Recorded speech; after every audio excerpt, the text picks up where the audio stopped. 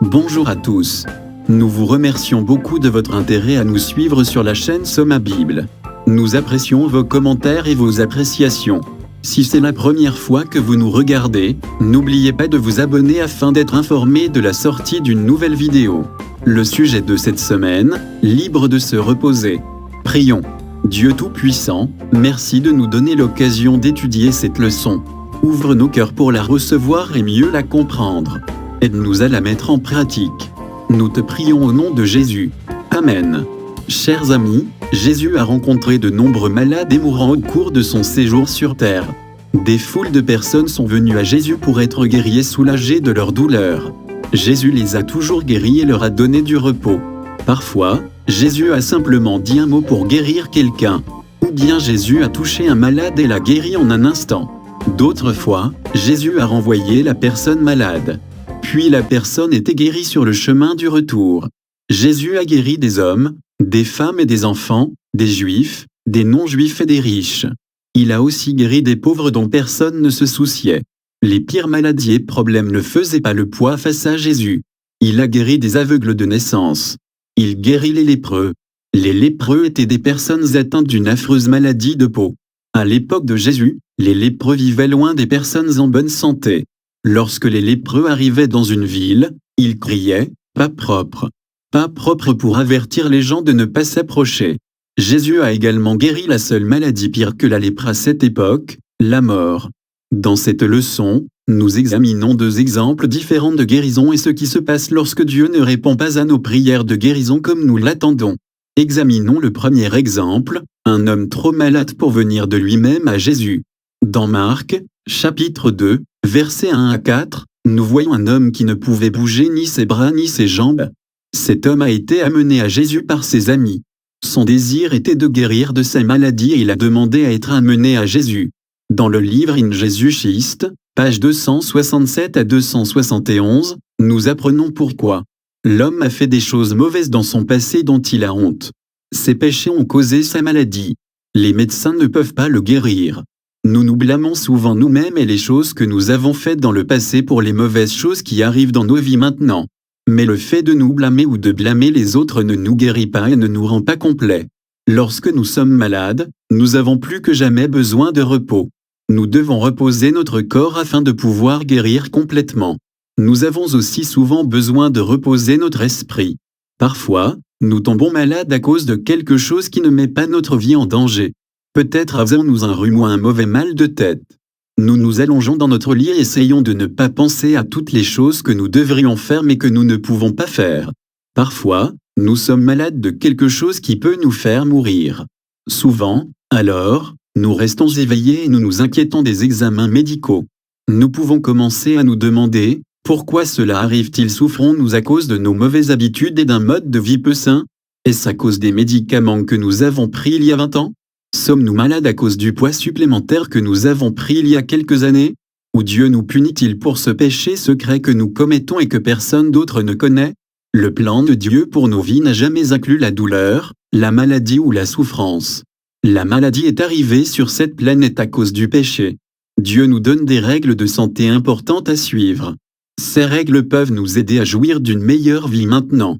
Dieu peut nous donner du repos même si nos parents ne se sont pas bien occupés de nous quand nous étions enfants. Dieu peut nous donner du repos même si nous sommes nés avec quelque chose que la science médicale ou les médecins ne peuvent pas réparer. Dieu sait comment nous donner du repos. Dans cette histoire, Jésus ne guérit pas tout de suite les signes de la maladie. Jésus guérit d'abord le cœur. L'homme ressent profondément sa culpabilité. La culpabilité l'écrase. L'homme ressent sa séparation d'avec Dieu plus profondément qu'il ne ressent sa maladie. Lorsqu'une personne se repose en Dieu, elle peut supporter n'importe quelle douleur ou souffrance. Jésus s'attaque donc à la racine de la maladie et offre d'abord à l'homme le pardon. Souvent, nous ne savons pas que nous sommes malades jusqu'à ce que notre corps montre des signes de maladie. Souvent, nous pensons que ces signes sont les mêmes que la maladie elle-même. Nous pensons que si nous nous débarrassons des signes, nous serons guéris. Jésus a une autre façon de voir la maladie. Il connaît la véritable cause de toute souffrance.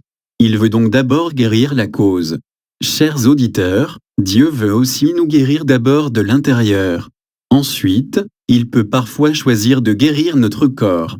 D'autres fois, nous devrons attendre le retour de Jésus. Notre Sauveur veut que nous nous reposions dans son amour et son pardon jusqu'à ce moment-là.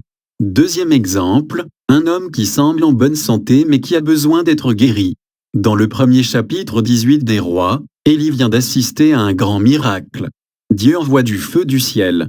Dieu répond également à sa prière pour la pluie après qu'il n'y ait pas eu de pluie pendant 3 ans. Puis la reine Jézabel le menace. Il a eu peur et s'est enfui de Jézabel après tous les grands miracles qu'il avait vus. Ces dernières 24 heures ont été très dures et fatigantes pour lui. Cette expérience difficile et la menace de Jézabel font qu'Élie se sent très triste.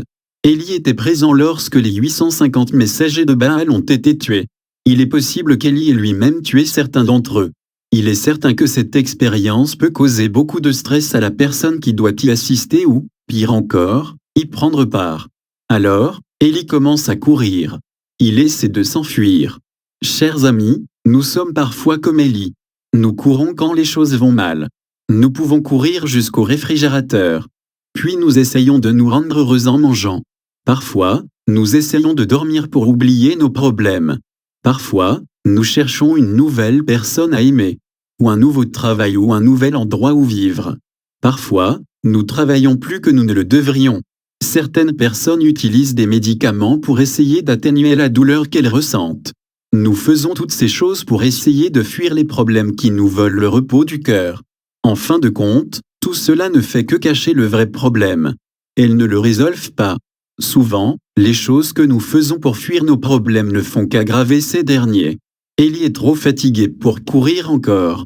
Il a donc dit cette prière dans le 1er Roi 19, verset 4, « J'en ai assez, Éternel, prends ma vie, je ne vaux pas mieux que mon ancêtre. » Élie se sent comme ça.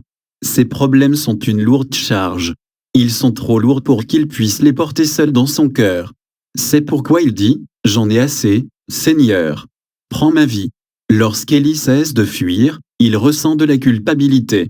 Il voit alors que sa fuite a fait perdre à Israël une merveilleuse occasion de changer leur vie pour le mieux. Élie a laissé tomber des gens qui avaient besoin de lui. Il ne peut rien y faire. Il se voit tel qu'il est vraiment.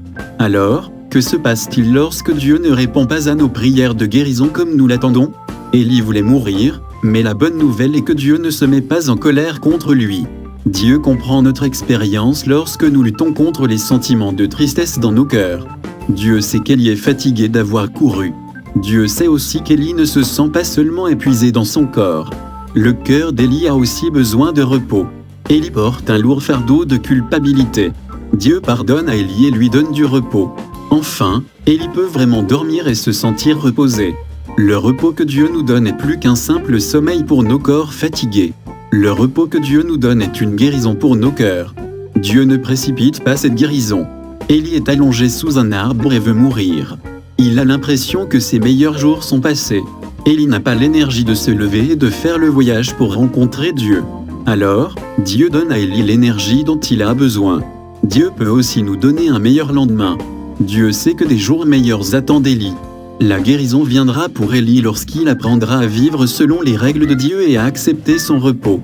Élie a encore du travail à faire sur terre pour Dieu. Dieu sait aussi qu'Élie fera à nouveau descendre le feu du ciel. Élie ne mourra pas sans espoir sous un arbre. Il montera dans un chariot de guerre fait de feu. Ce chariot volant l'emmènera au ciel où il reposera avec Dieu pour toujours. Quelle merveilleuse expérience! Chers auditeurs, la vie est toujours en train de changer. Ces changements nous rendent heureux ou très tristes. Mais les changements de vie que nous vivons n'ont pas le pouvoir de changer ce que Dieu ressent à notre égard. Dieu ne change pas. Il est le même aujourd'hui qu'hier. Il sera le même demain. Dieu nous demande de faire pleinement confiance à son amour et de ne pas douter de lui. Continuez à regarder vers Jésus. Offrez-lui des prières de foi silencieuses de votre cœur. Accrochez-vous à sa force. Peut-être n'avez-vous aucune preuve qu'il entend vos prières, mais continuez quand même à prier. C'est la fin de cette leçon. Merci encore de nous avoir suivis. Si vous aimez ce message,